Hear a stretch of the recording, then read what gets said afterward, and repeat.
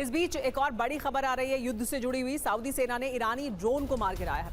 Gas facility पर हमले को नाकाम किया है। पूर्वी क्षेत्र की गैस फैसिलिटी इसके निशाने पर थी। सऊदी अरब रक्षा मंत्रालय ने जारी किया है बयान और बताया कि किस तरह से ये जो ड्रोन था उसको मार गिराया गया। पूर्वी क्षेत्र की गैस फैसिलिटी इसके निशाने पर थी।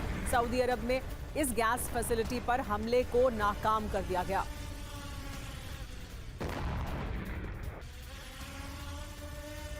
इस बीच एक और जानकारी सऊदी अरब से। सऊदी अरब पर ईरान ताबड़तोड़ हमला कर रहा है। रियाद में UEM जयपुर एक आदर्श लक्ष्य है। भावी छात्रों के लिए अच्छी नौकरी, भविष्य के लिए तैयार कौशल के साथ अच्छी शिक्षा।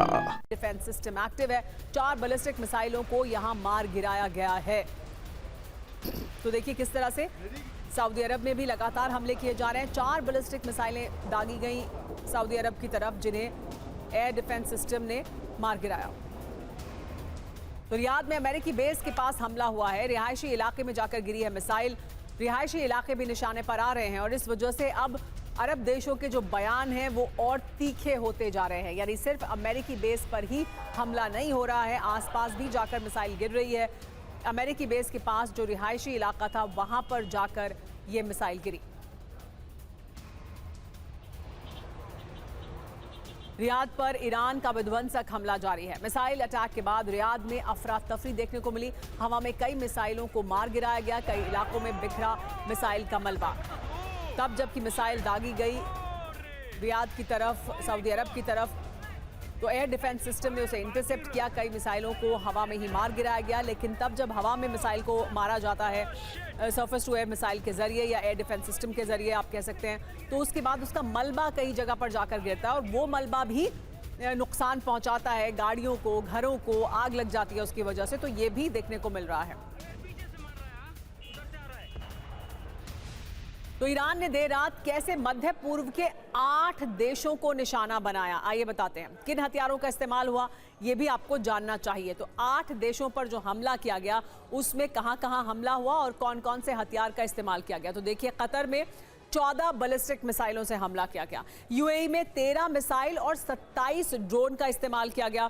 सऊदी अरब में मिसाइल से हमला किया गया लेकिन मिसाइल को यहां पर इंटरसेप्ट कर लिया गया। इसके बाद बात करते हैं कुवैत की। कुवैत में 3 मिसाइलों के जरिए हमला किया गया।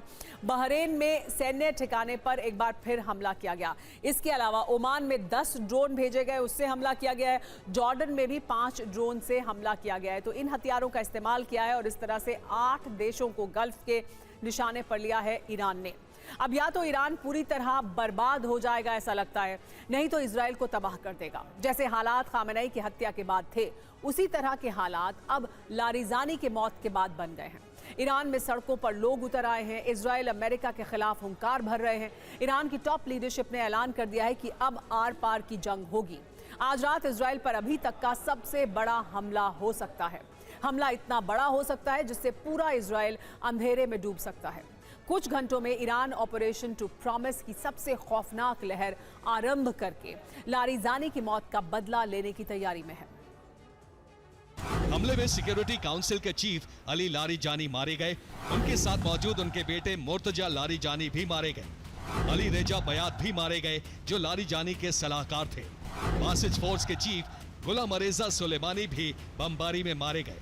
साथ ही जनरल वहीद फतेमी नेजाद जो लारिजानी के सुरक्षा प्रमुख थे। आज की रात इजराइल में तबाही दुनिया देखेगी।